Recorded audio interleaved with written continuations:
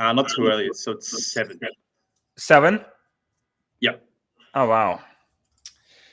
Yeah, awesome. And yeah, thank you for joining me, guys. Today we have Paul Niklas here. So Paul is from Australia. He does some incredible things with e-com, and he does $1.4 million. Is it like 1.4 you've done, you said?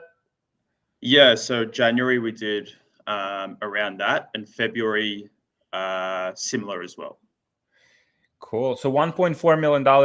Paul is using funnels. Some interesting insights. Last time we've connected, kind of like we've had like pretty shitty like connection. But hopefully this time will be better. And you already like that time, even like with bad connection, you've shared some very, very good stuff. So very excited to have you, man. Yeah, good to be here. Hopefully the internet connection doesn't fuck up again. Good stuff, man. Cool. So if you can just kind of like give some background to people about you, kind of like how you started with e-com in the first place. Yeah.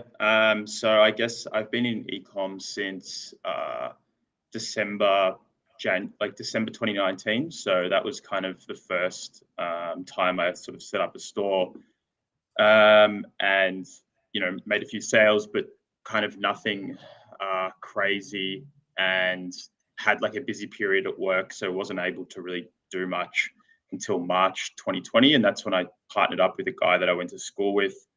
We made our first store, which is the one that we're still running today, and then we've got a couple of other brands as well.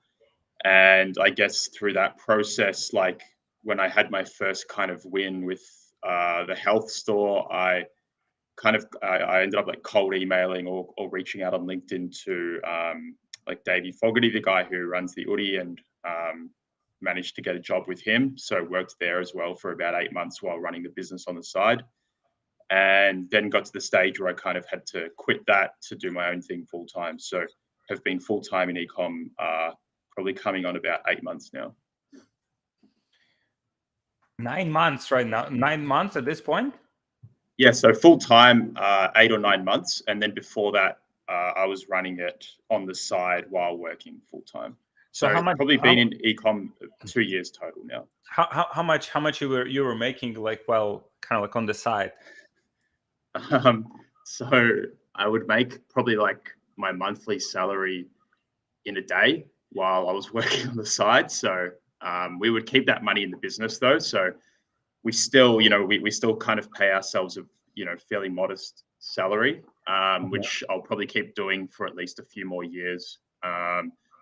Because truthfully, I kind of have like enough from work and anyway saved up, and we obviously want to do some bigger things. So we're keeping that, liquid cash flow to try and work on new brands, bigger things, and keep expanding.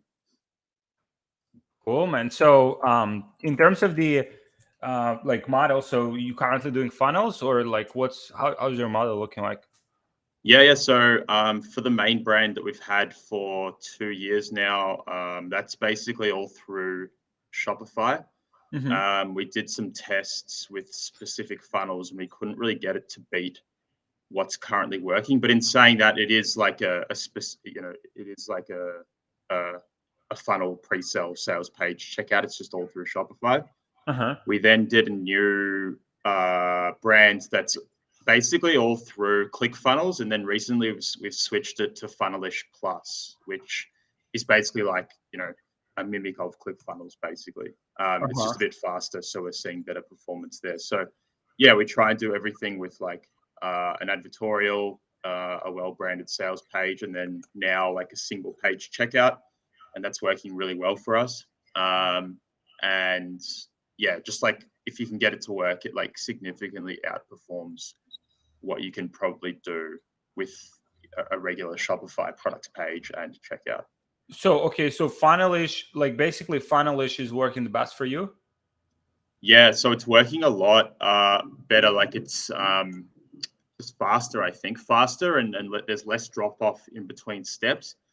Tracking's been an issue in terms of getting the data back to the ads manager, but we'll take a little bit of a hit on tracking if it means our net margin and our revenue's higher. So that's kind of where we're at the moment. So really, we've moved everything now to Funnelish. So any new product tests or anything we want to test now will go through Funnelish Plus. Oh wow, man, that's awesome. So how is like in terms of the integrations, like you having any issues, challenges, like tracking? Yeah, I mean, tracking's been an issue. We're using Zapier at the moment, which pushes the offline conversions back to Facebook, which has helped. And then obviously UTMs through Google Analytics as well. We're looking at some different tracking solutions like Hyros and RedTrack, but apart from, we actually haven't tried those yet. So we've really just been using like UTMs and Zapier. But truthfully, it really depends. Like we've got one brand as well, which is only doing, say, like about 100,000 a month. That's the smallest one. And the tracking's horrible. And we've found it kind of depends on region, ad account. So our main like health brand, we get like 80% back to the ads manager. This new one that's only doing 100K a month gets like 20%. And then through Funnelish, we get like 50 or 60%. So we kind of just take it how it comes, basically. But yeah, like for us, we just look at the percentage of revenue that we're spending on ads, and we try and kind of keep at a certain target. And that's how we make our decisions. So we kind of try and keep a fairly simple account structure. And then that way there's not too much to turn off and on. We can just kind of increase or decrease budgets based on hitting that target. Yeah.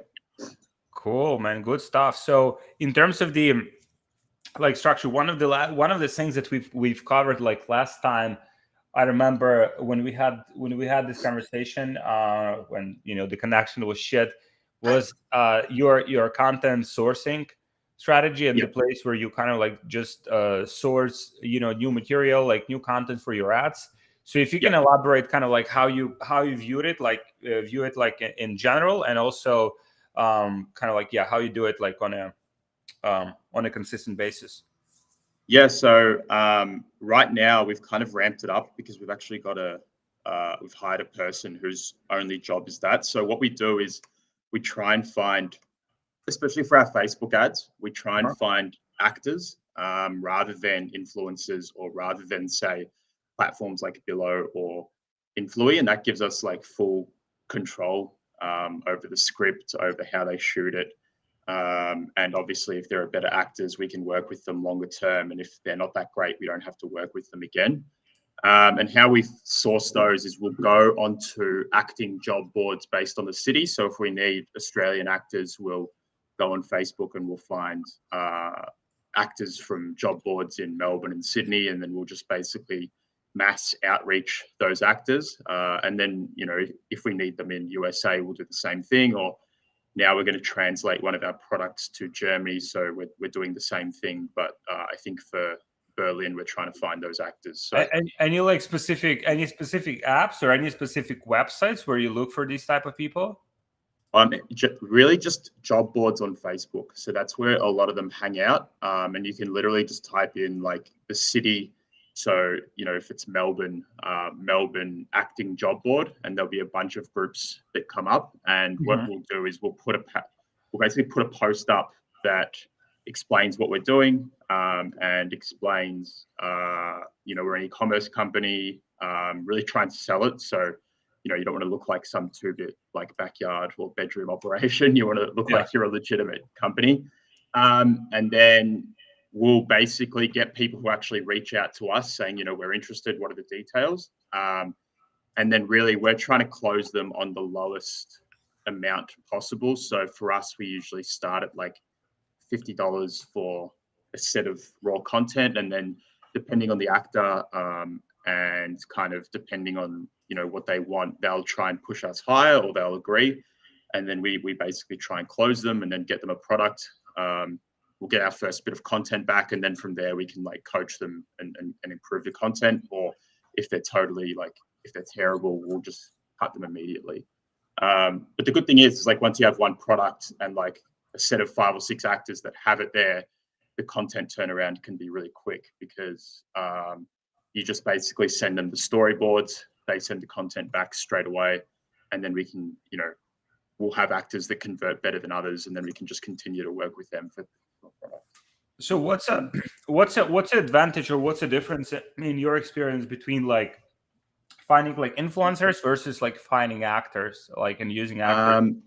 One, the cost. So influencers cost more because, I think they don't understand that we're not going to like blast the content out through their channels, that we're just using it for ads. So, and I guess their time in their eyes is more valuable. So one, the cost. Two is we've got more creative control. So we can really coach these actors and work with them on a longer term basis, almost like an employee. So better quality content. So how much would you pay, like, let's say, and kind of like how would you structure? Okay, you get like, let's say 10 photos or like 5 videos, kind of like what would be like typical like package that you would offer, and how much would you pay? Yeah, so we would do like let's say we scripted 3 or 4 different minute-long creatives, as well as like 20 to 25 scenes that we'd want shot. That would probably cost us between $50 and $70, and that would we could churn out 20 or 30 creatives from that. So yeah, it's like quite. We think it's like in terms of versus Billo, we've used Billo or Influi, and the price is a little bit higher, and you only really get 4 or 5 scenes, and then you're done working with that person. So if they don't do it exactly how you want to, well, it's kind of bad luck. So yeah, it's more cost effective, and you basically get more content. Because I guess we're essentially cutting out the middleman of that influencer platform. Yeah. So you've seen better results, kind of like with your own like influencers? Yeah, for Facebook ads, we have. For TikTok, now that we're going to start spending there, it's a bit different because you can't just have actors. You need people who really understand how to make content for that platform. So we're going to go with a slightly different strategy there. But for Facebook, especially, where a lot of our ads are like basically like commercial style, like as seen on TV style, we found that like this has worked really well for us. And now we've found more like viral creatives through this process. And the speed of turnaround is like crucial. So, we want to get from like idea to finished video in a few days. So this allows us to do that. Whereas the platform, sometimes you're waiting 2 or 3 weeks to get that content back. And guys, by the way, just drop your questions below here. Like if you have any questions in terms of like scaling the business, funnel, like team building. How many people in your team now? We probably have between 16 and 18 now. Oh, wow.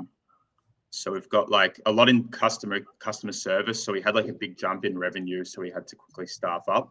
But yeah, we've just been slowly trying to fill roles and really like department by department trying to like get ourselves out of the day-to-day of the business. So my business partner's more operations, and then I'm more marketing. So that's a perfect combination, man. Like, when someone can, there's like a lot of great marketers, especially among like, e-commerce entrepreneurs, but then having that like e-commerce, having that like operational part of things, like taken care of, is such an important, thing that's good that you have the partner that complements your, weaker sides. Yeah, very much so. Like, and that's kind of advice I give to other people, is try and find someone like a business partner who kind of complements you. And at least, the other thing is like if you have a shit day in business, you've at least got someone else to kind of talk through it with, and he's got a pretty cool head, whereas like I'm probably like a little bit more of a stress head. So if we have like a bad day, he doesn't really care that much. So it's always sort of. Do you have like a lot of kind of like argument? We're quite close friends, so we lived together as well for 6 months. So when we were living together, yeah, we did. I feel like we had a yelling match every day, basically. But we're kind of pretty cool about it. Like if we disagree about something, we'll just like argue and then figure out a solution, and then that's kind of it. So yeah. Cool, man. So yeah, in terms of the kind of like so you're partner basically oversees kind of like all of the operations and stuff, Yeah. kind of like with people, kind of making sure that everyone does their job. Yeah, pretty much. He's like more involved in the management of the team, probably like building systems and processes as well, the financial stuff too.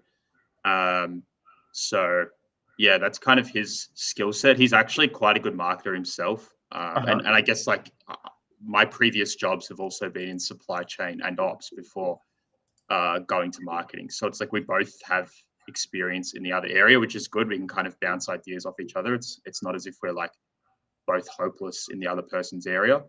But yeah, he's definitely better than me at like managing people, building out the systems, and then just like, yeah, I think he's probably more suited to that role than you know than I am. So it's a good partnership.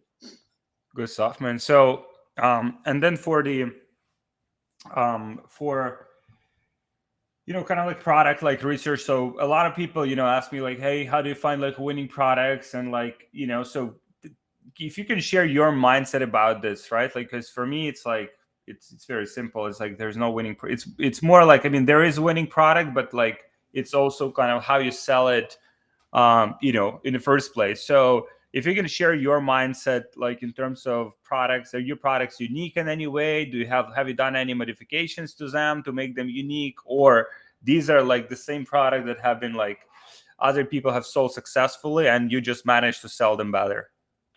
Yeah, like a lot of our, especially our health store, the products are just off the shelf products, meaning like no modifications to them. We basically don't have any products that are modified, and I think that's something we're looking to in the future. And even now, doing what we can, because a lot of people are like ripping out shit now, which is kind of one of the drawbacks. In terms of product research, we try and like right now post iOS, I think Facebook really struggles in finding like very specific buyers. So if you had like a very like niche product that only like a certain number of people could buy, I think they really struggle in like trying to pick that out now, where back in the day I think they used to be really good. So we're really looking at like broad appeal problems. So back pain, neck pain, even just problems that are affecting basically everyone. And then from there, we're basically just trying to find problems or products where the problem has some sort of built-in demand.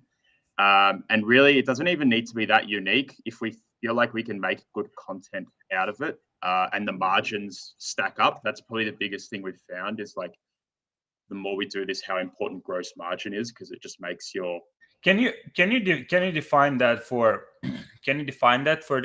for people, kind of like how you how you view it, like in terms of kind of like how you calculate gross margin in the first place? Yeah, I mean, it's really just like when we're trying to get a product where the gross margin is minimum 70%. So what that means is like from the factory, you're going to get your product cost. You're obviously going to have your shipping cost out to the customer as well. Or if you're getting it over to the US, your container cost and then shipping cost. So really, we want it to get to the end customer. We want that cost to be at most 30% of the retail price of the product. And ideally, we're trying to work towards like now 25% across the whole business. So we're sitting at about 30% across all the brands now, and we want to get to 25%. So how we're going to do that is basically like increase our prices or find ways where we can charge a little bit more across the board. So that's probably another part of the product research, is that like if it's got a one of the key things is like it needs to have the ability to be marked up. So like if you see like a lot of health and skincare and supplements and all those kind of products, if you look at their gross margins, they have really high gross margins, and then you see why every man and his dog has started a skincare company, because you can mark up the price like 8 to 10 times, and the product's small and it's light and it doesn't really cost much to get to the end customers. So when you're sitting on sort of 80, 85% gross margins, just makes the whole business easier to operate. So that's kind of how we look at it now. It's actually quite a good podcast. Like Common Thread Collective did one on like how to build like a, I think it's called a, I know exactly the word they use, but basically like a business that's able to withstand bad times. And one of those things was high gross margin. So yeah, that's like one of the things we're looking at a lot. I mean, we look at like, and then that comes into price split testing as well. So if you ever go and look at like a lot of the big marketing companies and their funnels, you can see over time, once they have an offer that's working, they'll gradually split test and eventually raise their price. So we found one product that they started selling at 49, and then next time we looked at the funnel, it was up to 54, and then it was up to 59, and now it looks like they're running a split test between 59 and 64. And we know that product from the factory costs $3, and to get to the customer is another sort of like 8 to 9. So they've slowly taken their gross margin from probably like 70 to 81, 82% just through those gradual price split tests. So that's something we're trying to do in our business a little bit more as well. Cool, man. So so those are basically the profit margins you're aiming for. Yeah, like we've got targets in the business now in terms of like percentage of revenue we want to be spending on marketing, gross margins, OPEX. So like, you know, software costs, employee costs, and all of that. So we've kind of like set our targets per brand, and then we're going to try and work towards that. So, you know, I think setting targets is good because then it means like, all right, well, if we need to have, you know, only 30% of the revenue spent on marketing, then we need to push organic more, or we need to push like a non-paid channel more, or we need to find like a slightly cheaper platform to complement Facebook. So it kind of forces, once you have those targets, it forces you to like run the business in a slightly different way. So that's kind of how we're trying to operate at the moment. That's good stuff. That's who brought in your partner? I mean, that was kind of something we both agreed on, to have those targets we run towards. Just from the podcast I've been listening to, and just looking at the businesses that I've seen firsthand that have worked versus the ones that haven't.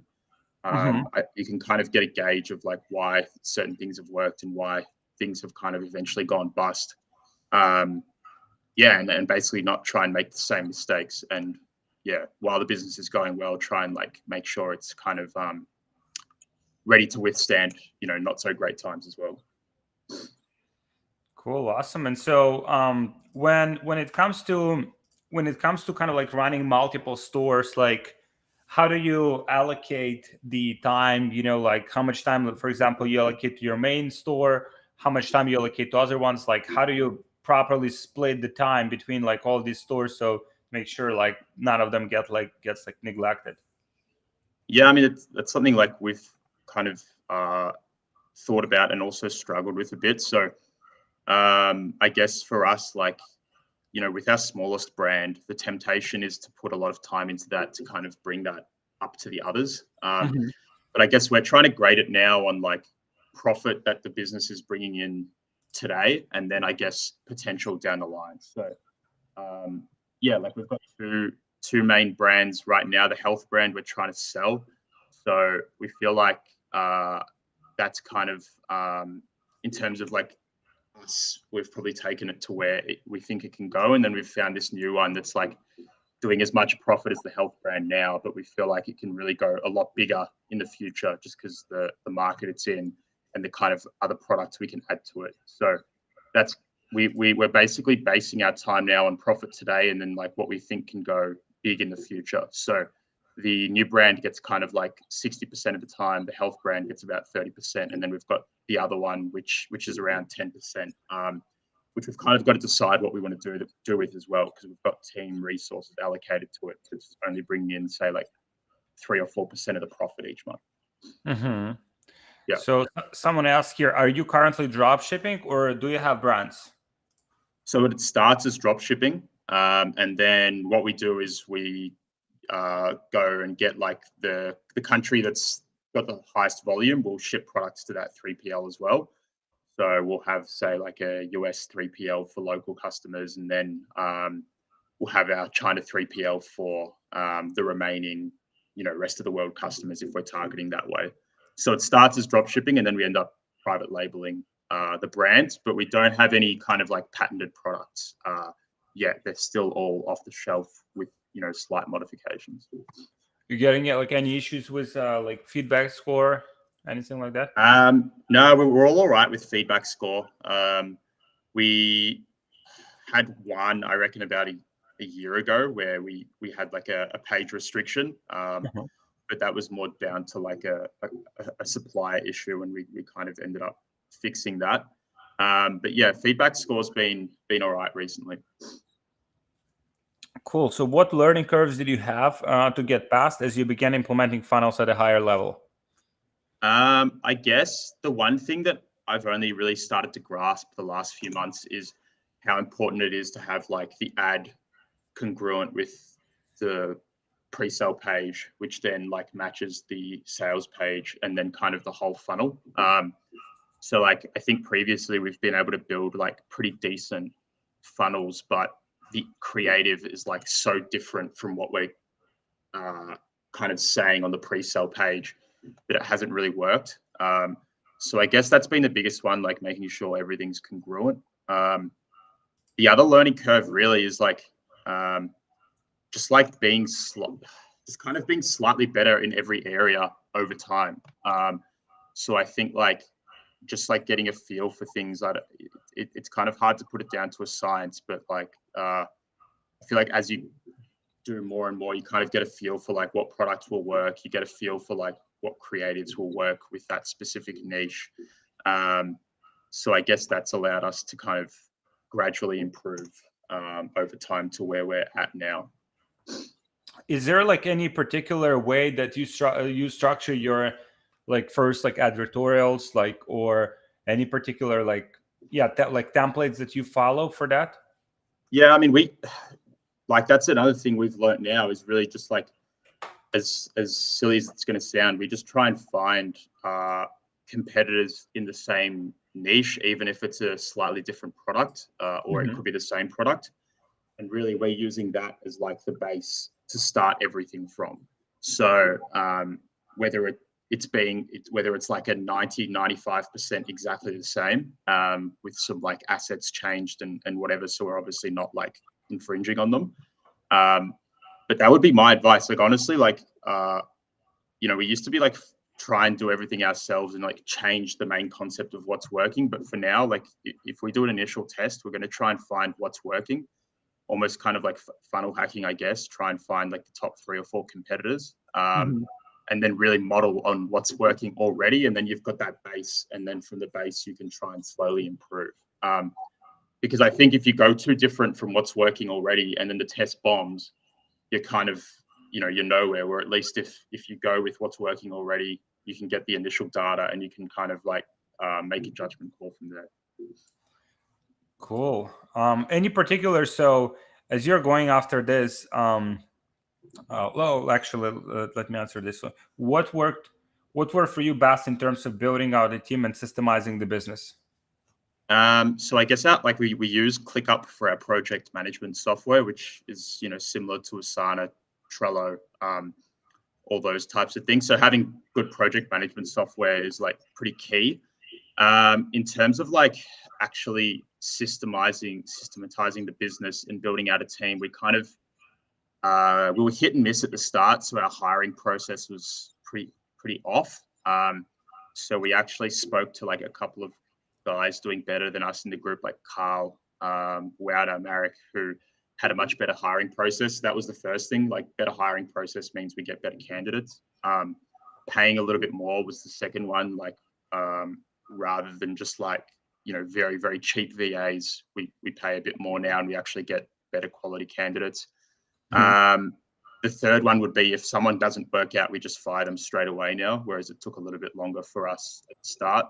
And then in terms of actually like systematizing the whole team, really just SOPing and looming everything. So we've kind of got the whole team basically now that if there's something in the business that we don't have SOP'd, then it's up to them to kind of loom themselves doing it and then SOP that so that for the next person that comes in, it is ready to go. But I would say that like that's the other kind of key learning for us the last 2 or 3 months is there's only so much you can just SOP, whereas you really do need to get people in your team who can think for themselves and are able to like solve problems without all the information. Otherwise, you're just going to hit a sticking point, which I feel like we're actually at the moment, where, you won't ever be able to fully get out of some of the processes in your business to work on other higher level things because your team members can really only work to an SOP. And then if it's not mapped out for them, they're not able to then figure out what could be the next solution. So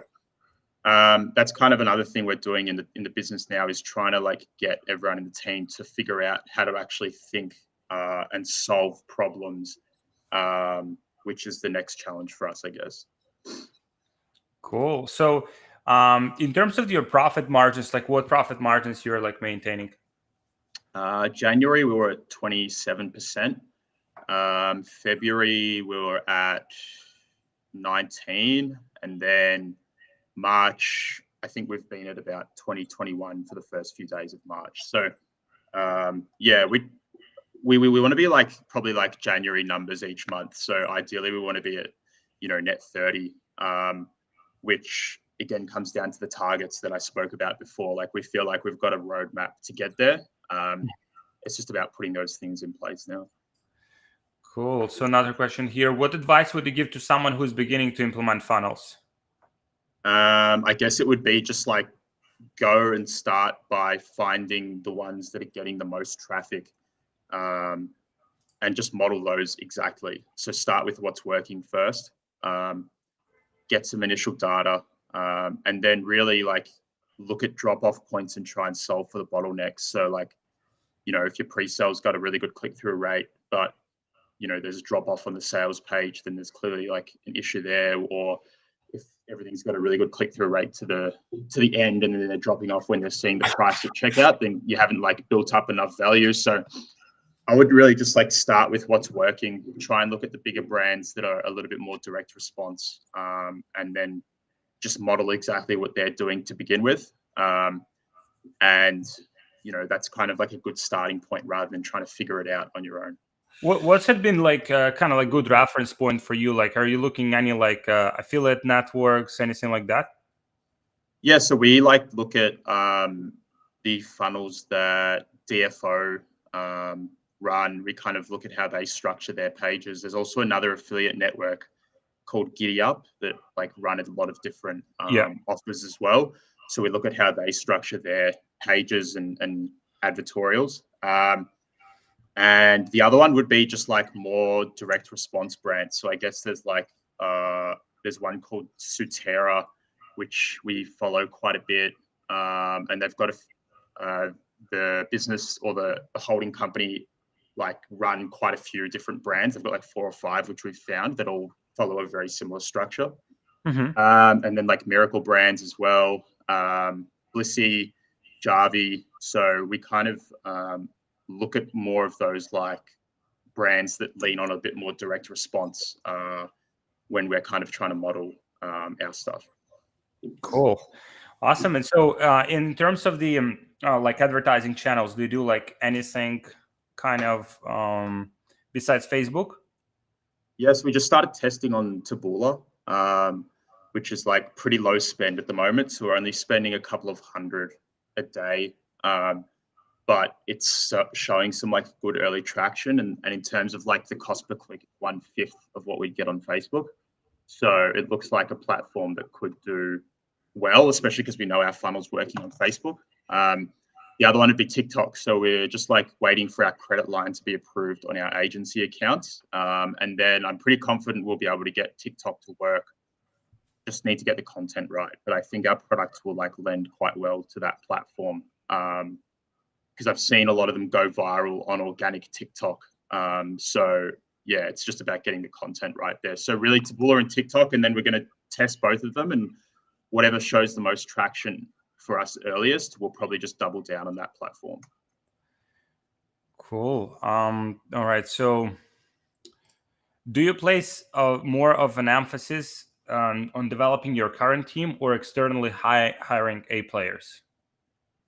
I guess it's both. Like we want to try and develop good people within the team. In saying that, you're going to be able to tell, I think, fairly early when you bring someone in your business, like whether they're going to be like an A player, a B player, or someone who's probably just like not going to work out. And I guess like a bias as someone that runs the business, the ones that you feel like it's almost like a self-fulfilling prophecy of the ones you feel like are going to become A players, you naturally put more time into anyway. Which means they do because, you know, like that. So that I think that works in sport, but also in business as well. So yeah, we try and do both. Like we try and have things that we implement in the team. Like we give them, you know, books, courses, resources in their specific department to try and improve. And you know, we're obviously trying to work on our hiring process as well, and probably open up the number of countries we hire from, to try and get more, you know, top level talent in the team, or at least if they're not top level talent right now in terms of their skill set, we want people with a really good attitude and willingness to learn, and then we feel like we can like arm them with skill set as they come in, because I guess the space changes so much. So like, you know, part of it is just being able to learn and adapt, because what's relevant today, you know, the tactical stuff, especially not so much the principles, but the tactical stuff changes so much month on month. So we're kind of looking for people who are really like interested in the space, so they're staying up to date themselves rather than us having to kind of like spoon feed them. Cool. Let's see here. So is the visual, that's a good question, visual part of the copy on the pre-sale page more important? I think they're both as important as each other. So we've found that like split testing, you know, anything you split test above the fold is also always going to have more impact than below the fold, but split testing that main image. So we've done things like having the main image as like a pain point picture rather than the product. We've done things like having half of the picture as the pain point, then the product as the solution on the right hand side, having the product in use as a GIF. So like that main image is really, really important, and depending on like how you're structuring the pre-sale, I think that's something that, you know, you can split test, and you will see quite different results depending on what you put as the main picture and then the top headline as well. So that's the kind of thing that we try and split test first if something's working. But yeah, that main image, like we split tested just like a higher res image of the product in use versus what we had previously, which was just the packaging. And the higher res image had a much better kind of conversion rate all through the end of the funnel. So yeah, just kind of needs to be split tested, but those are some of the ideas that you can do. Cool. So what kind of so that's ESS. What kind of impact does ESS communities have on your overall journey, and what wins did you experience in the program? I guess like we started in the program right when I quit my job and my business partner quit his job, and we were at about $400,000 a month then. So I guess like a few of the things would be like one, having other people at like a slightly higher level than us, kind of we were very quickly able to see what we were lacking to bridge that gap.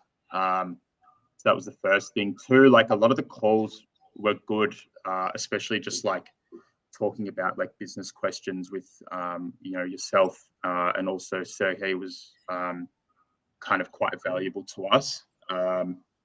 And the third one was probably more of just like a, as cliche as it is, like mindset thing, seeing so many other people, you know, doing quite well with their business all across the world.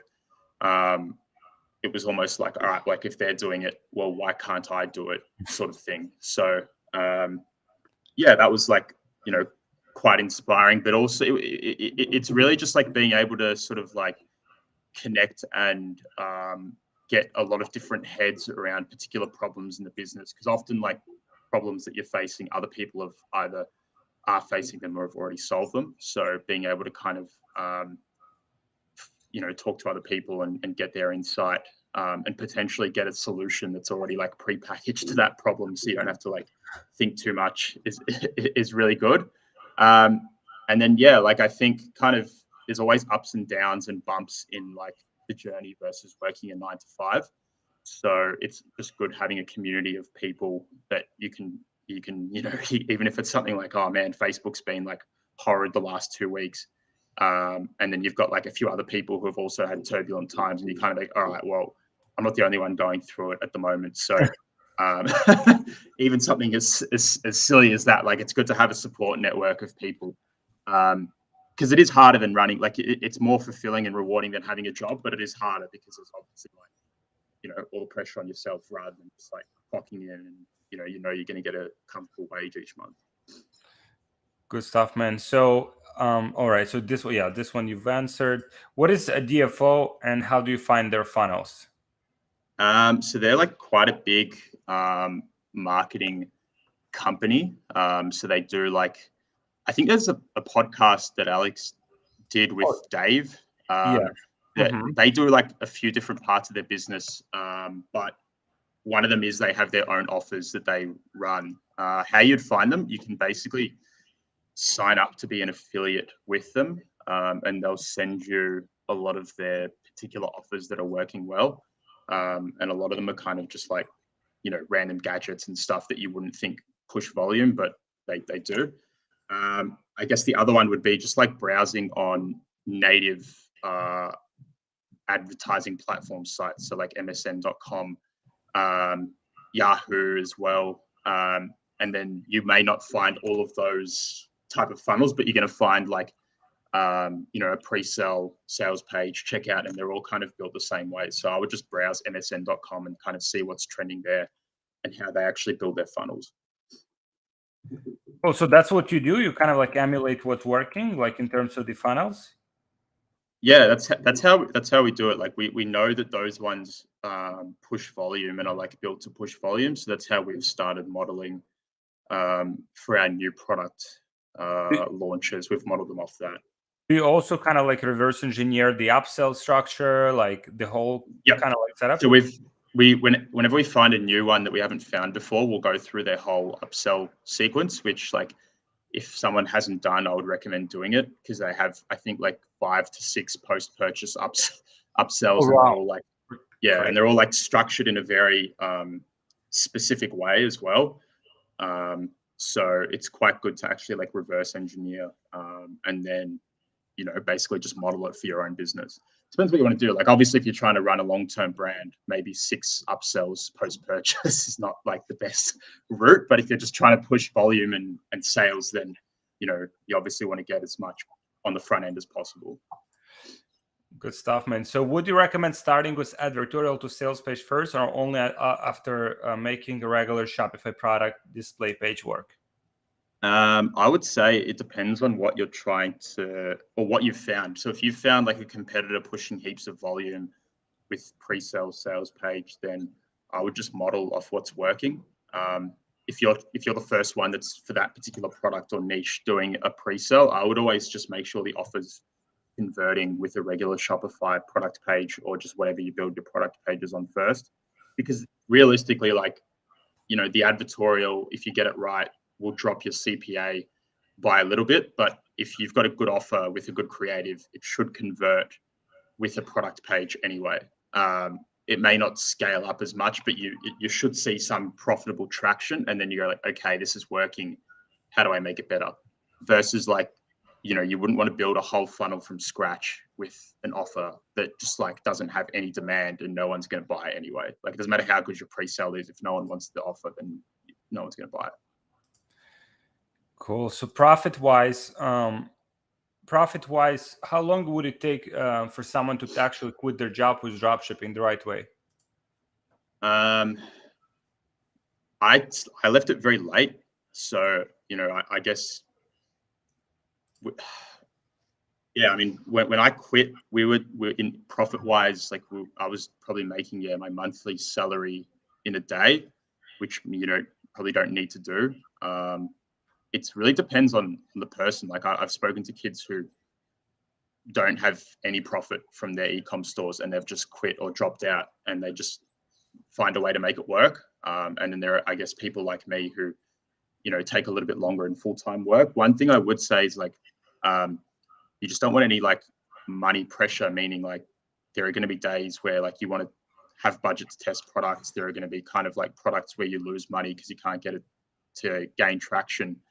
You just don't want that to like dictate the decision making in the business. So it's kind of hard to answer. It's like an individual basis, but I would say what I did was I had like 2 years saved up where I could go without a salary and like still live normally day to day. Plus, we also had quite a bit of like excess capital that we'd already generated from what was working with our side hustle, and then we decided to take the plunge. So yeah, it just kind of depends on the person. I think the younger you are, the more risk you can take. So if you're like 18, 19, living with your parents versus like 30 and maybe have a kid, then the risk tolerance is going to be slightly different. How old are you?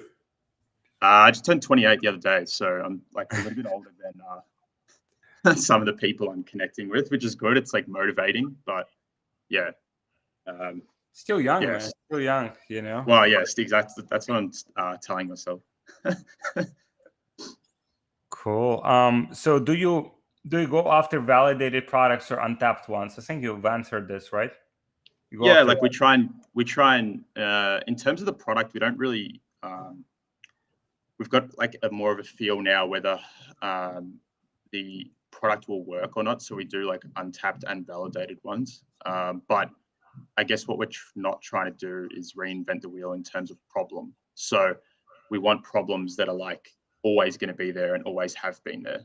And then we kind of know whether that's going to work or not. But the other thing as well is like, if you see something on Alibaba and it's not currently selling anywhere, one of the easiest ways to tell if it's got volume is if you just reach out to the supplier and basically ask them, what are your top selling products? Is this one of them? Because, you know, it may not be selling in T4 on Facebook ads, but they could have like a big wholesale buyer from Korea or Japan or like another region, B2B, for example. And then you go like, okay, well, this product definitely has some built-in demand. I just need to figure out a way to make it work on Facebook. So yeah, that's kind of how we like to do it. Even if you're kind of creating a new product from scratch, if you go on Kickstarter or Indiegogo and see some of the products that have funded quite, like gone really high in the funding, often it's like a small iteration, design-wise or feature-wise of a product that's like already proven and has a lot of demand. Cool, awesome. So let me see here. How do you deal with Facebook ad account bans? Do you have any issues? We haven't had too many issues, but one of the products we're doing now, we think we can push pretty hard in the US because it's more of a summer product and we're coming out of summer in Australia. So we're doing two things. We're getting agency accounts and we're going to basically rent, you know, or buy Facebook profiles to have as backup. And then we're also getting our friends and family to make business managers and ad accounts, and we're going to start warming them up now. So that would be the way. Like I know a lot of people have like, you know, a full-on Facebook system of like multi-login, buying Facebook profiles, and kind of like account farming or agency accounts, which can work. We've been lucky to just use personal BMs and ad accounts so far and haven't had really any ban issues. But yeah, I'd just say have backups, like have your agency accounts ready, and then also have friends and family BMs and ad accounts who you're warming up. Depends on what you run as well. Like if you're running pretty white hat stuff, then you can probably use your own and just have them as backup. If you're running stuff that's like gray or black hat and you know it's going to get shut down, then you obviously need to have a system in place. Are you looking into like any like YouTube ads? Yeah, YouTube's one we want to try and look at. So we've kind of got a bit of a timeline where, you know, we wanted to test on Taboola by end of February, and we've done that. TikTok end of March, and then probably April, May, we want to be on YouTube. And then, you know, out of all those small tests that we run, we want to then be like, okay, this platform shows the most promise. It's like double down there and build a team out there, and then kind of like work on the next platform. Facebook's been good for us, even post iOS, like really good. In saying that, I think today one of our brands like shit the bed, so maybe not, but yeah, it's been good for us, but we want to kind of de-risk the business and to be not so Facebook reliant. So that's why we're looking at other platforms. Cool. Awesome. See if there's guys. Yeah, if you have any questions, drop them. Yeah, man. I mean, it's incredible to see your journey, kind of like evolving from. I remember you joined the ESS like you were. I think you were like kind of like finishing work at that company, which I think was kind of like also a very good learning experience, right? Kind of like working Yeah. in a fast-growing like e-commerce company. Like, do you see kind of like yourself, kind of like reflecting on that, or like referring some of those things that you currently do in a business? Yeah, I mean, it's really like very similar roles that I had in my business, and then when working for Davey, and yeah, it was really just like a great opportunity to learn. He was obviously like testing a lot of different things. He's kind of got quite a high risk tolerance, so he was testing a bunch of different things. He wasn't afraid to like money in different areas as well. So we were able to like test and learn, and even just like learning from someone with, he's a year younger than me and has like done crazy things with his business. So again, it kind of comes back to like almost like a belief type thing. You're sort of like interacting with this person. I know him quite well now, and being like, okay, like if he can do that, then there's no reason why I can't do it as well. So it was a skill wise, like obviously technical learning and being in the day to day of ecom, which I needed because I wasn't very skilled when I started, but also the mindset of seeing someone like achieve those big things as well has definitely helped. Awesome. So what advice would you give like to people that maybe doing like, I don't know, like 6-7 figures and kind of like looking for that like, next level? To be honest, I would say like for us, we were kind of asking ourselves the same thing 4 to 5 months ago. And then we really just found it with this like one different product that we tested. And then we also found it with our like main business with a new creative style that went viral after testing like 50 or 60 different ones. So I guess the thing I would say is like, if you're confident that you're doing the right things, and you should know that you are, getting up every day, learning, working on the right things in the business, then really you kind of just need to let time take care of itself. And,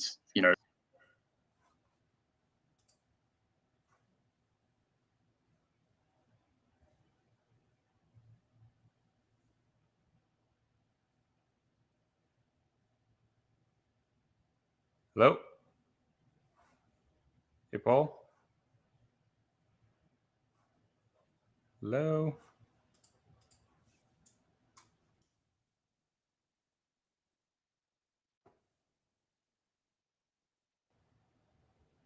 Let's see. Hey, Paul, can you hear me?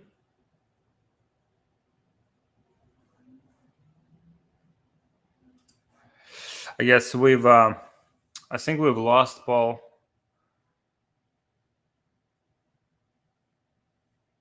I think we've lost Paul. So, guys, yeah, unfortunately, we'll drop Paul like Instagram so you guys can connect with him, and then yeah, thank you so much for watching, guys. So Paul is in our program e-commerce scaling secrets. So if you want to connect with him, connect with other people, we have amazing community. So if you want to do that, just DM me ESS, or just drop ESS on the chat. So one of our team members will reach out to you. We'll give you more details. We'll see if that's the right fit. But yeah, Paul is tremendous entrepreneur. So looking forward to see his next successes. Hopefully got a lot of value out of it.